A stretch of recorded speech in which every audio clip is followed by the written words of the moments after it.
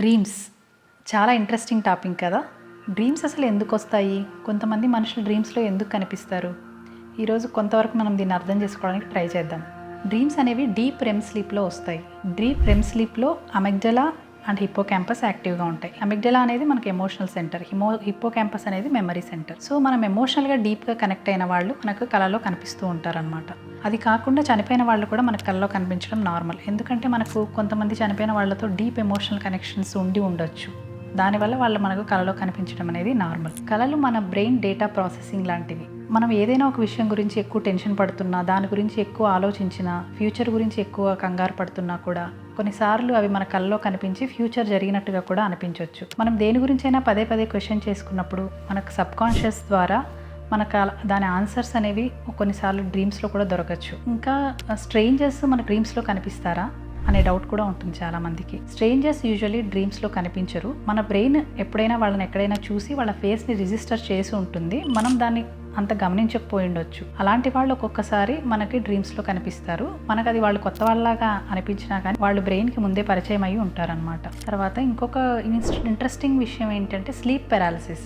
Sleep paralysis అంటే ఏంటి అంటే మనకు ఒక కళ వస్తూ ఉంటుంది, అది మనకు చాలా వివిడ్గా ఉంటుంది అనమాట. అంటే చాలా డీటెయిల్డ్గా వస్తూ ఉంటుంది. మనం అది నిజమేనేమో అన్నంతగా భ్రమపడిపోతూ ఉంటాం అనమాట. సడన్గా అది నిజమేనేమో అని భయపడి ఉలిక్కిపడి లేస్తామన్నమాట. లేచినప్పుడు మనం కదలడానికి ట్రై చేస్తే కదలలేకపోవడం, మన చెస్ట్ మీద చాలా హెవీనెస్ లాగా అనిపించడం, చాలా భయంగా అనిపించడం, ఇలాంటివి జరుగుతూ ఉంటాయి అన్నమాట. ఇది నిజంగా పెరాలిసిస్ కాదు, ఇది బ్రెయిన్కి బాడీకి ఉన్న మిస్ మ్యాచ్.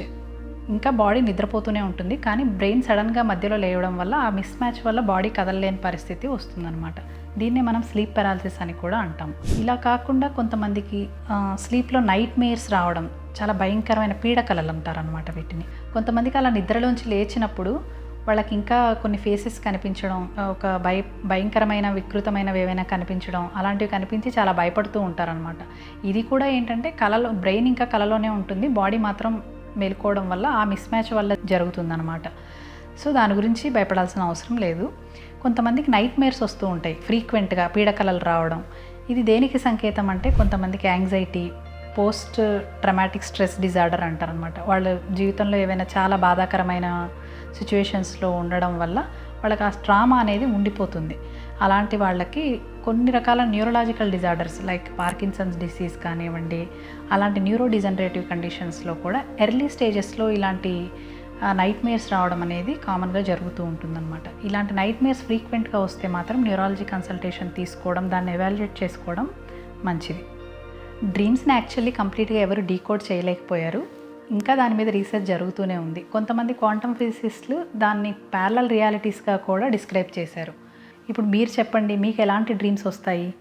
మీ పాస్ట్ గురించి కానీ, ఫ్యూచర్ గురించి కానీ ఎలాంటి ఇంట్రెస్టింగ్ డ్రీమ్స్ వస్తాయో మాతో షేర్ చేసుకోండి.